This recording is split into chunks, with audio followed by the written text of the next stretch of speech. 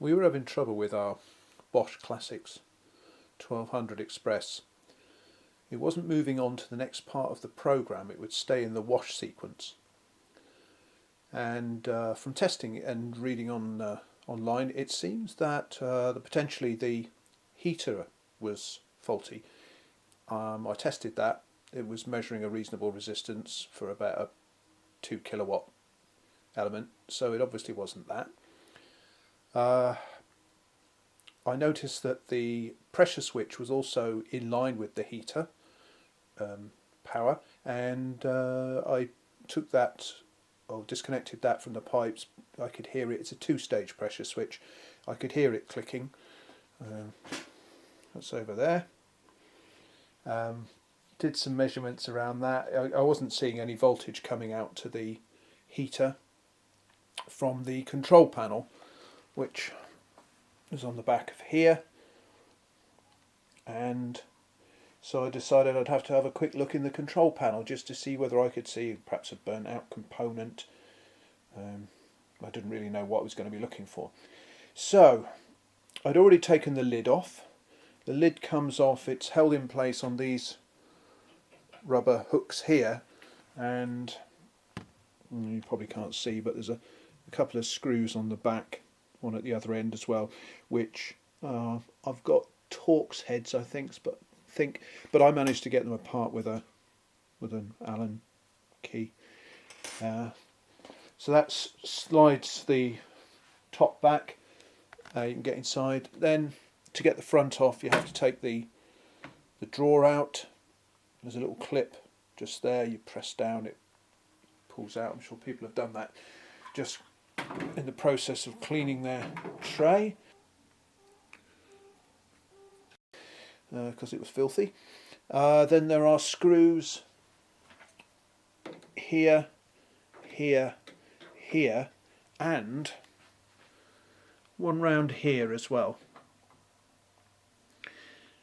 Then there's some little clips here on the top there, which go into these receptacles on the front, although I seem to have one missing there and one missing there. Anyway, so you just sort of jiggle it, press it up and down, and that will release the front panel. Now, to get the circuit board out, there are clips here, here and here, and one's on the corresponding on the other side, and also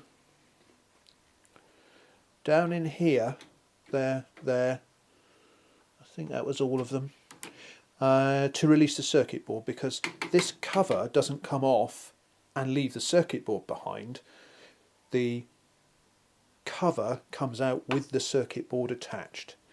Now, to do that, you need to release this cable here, which is feeding the display, because the display stays on the front panel. It's the cover and the circuit board that comes out. So with the display wire unplugged and unhooked from the clips that hold the wire in place, you can then work your way around releasing these clips. I've obviously already released them because I've already been inside, and then you can lift this off. I can't do it with one hand. Now let's see how we get on with 2 hands. Yeah, well, there we go. Well, I would suggest you start at this end when you come to do it and release them as you go along, lifting it.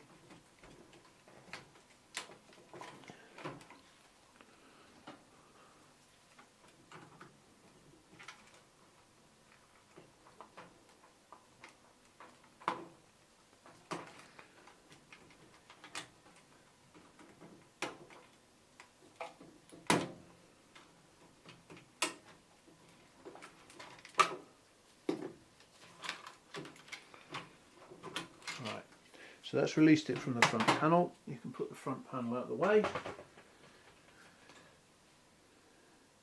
Now, to get this apart so that you can get at the other side of the circuit board, you can see one side of the circuit board. I had a dry joint here, which is what my fault was, but I'll come to that in a moment.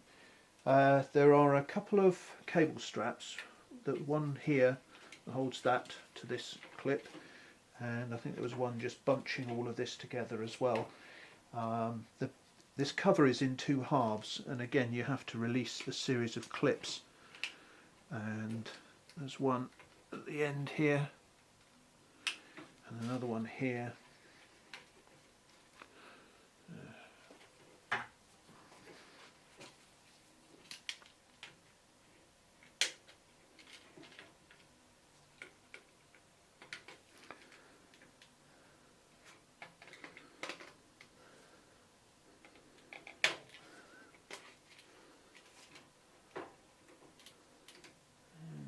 One down here, I think that's it.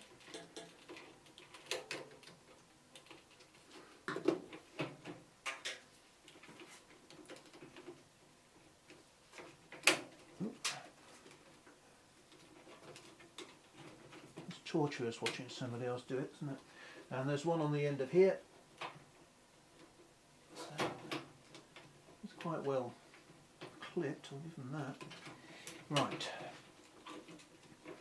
Now, to actually pull the two halves apart, unfortunately you have to take out some connectors. One here, and this row here. So these pull out their edge connectors. There's a little clip on the end there, you just lift the clip out of the way, slide it out. Same here. You've got to remember which one of these it goes in. Although I think it probably has got a keyway would stop you plugging it in there. And then these ones here, what I've done is I've numbered them 1 to 4. They're different sizes, they probably won't go in the wrong places, but I didn't want to take any chances. So one just pulls out. That's actually the one going to the heater. The other heater wire goes up there.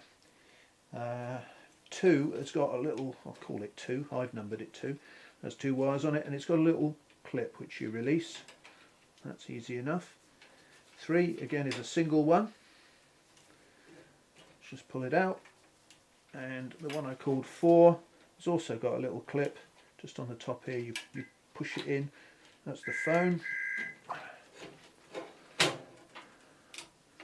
Another spam call. Let's release these wires from here. There we go. And you should then be able to separate the two pieces of plastic cover so that the PCB comes out. Oh, it's not a spam call. Excuse me. This one here, there's a little indentation in the board there, and you've got to lift it clear. There we go. So there's a clip that goes in here. So that's that one out of the way.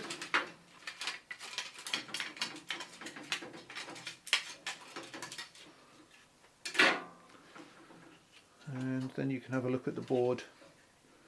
In my case, as you see from the other clips, there was a dry joint here. There was quite a bit of arcing had gone on around here. Some of the copper pad had quite clearly never had solder on it.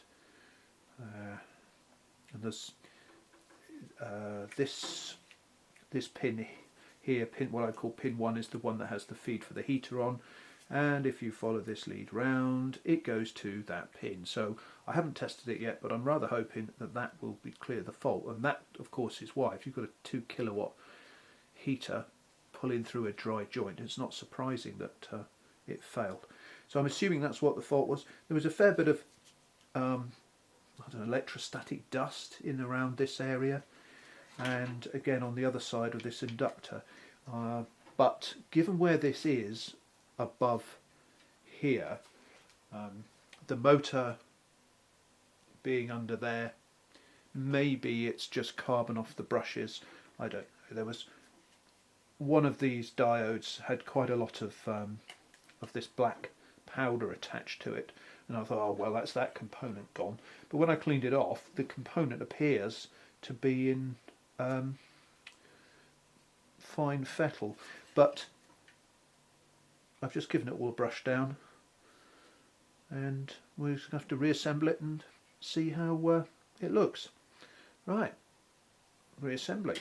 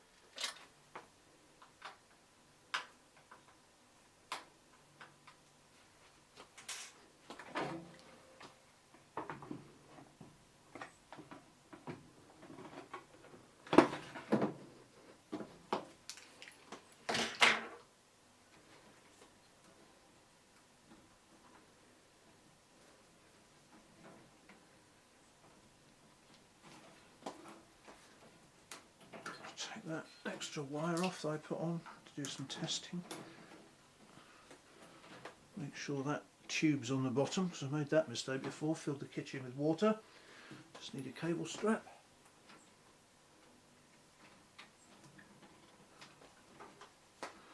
Making sure to cut this off nice and flush. Don't rip my hand open if I ever have to open it again. Should be a flogging offence, that, leaving cable straps loose with a sharp edge. Right.